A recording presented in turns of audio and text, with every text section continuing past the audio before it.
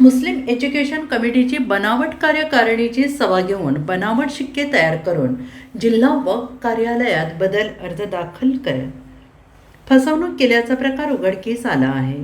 सदर फसवणुकीची घटना ही दिनांक 12 जून 2026 ते 30 जून 2026 या कालावधीत घडलेली आहे. या प्रकरणी बांधकाम व्यावसायिक फारुख मुस्सा जमादार वय वर्ष 40 राहणार सुंदरनगर मिरज यांनी विश्रामबाग पोलिसात फिर्याद दिलेली आहे.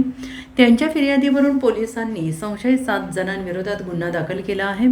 फैयाद दस्तगीर नदाफ राहणार गणपतीपेठ सांगली, शाकीर इसालाल तांबोळी राहणार ईश्वरपूर, मोहम्मद अफान सय्याद नदाफ राहणार गणपतीपेठ सांगली, साद हसन मोहम्मद कसाब राहणार गवळी गल्ली सांगली, युसुफ सुलेमान नदाफ राहणार नागार्जी गल्ली खनबाग सांगली, मुस्तकीन झाकीर महात राहणार पेठ भाग सांगली आणि अमजद अयूब नदाफ राहणार शामरावनगर सांगली अशी गुन्हा दाखल झालेल्यांची नावे आहेत. याबाबत अधिक माहिती अशी की शहरात मुस्लिम एज्युकेशन कमिटी नावाने संस्था आहे.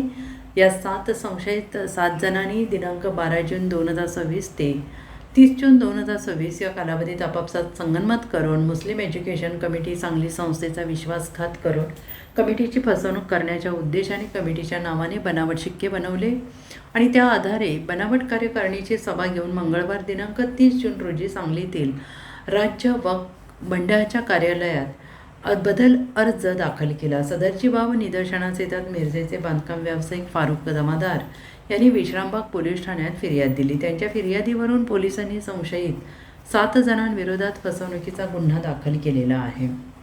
Bureau report SPN Marathi Sangli.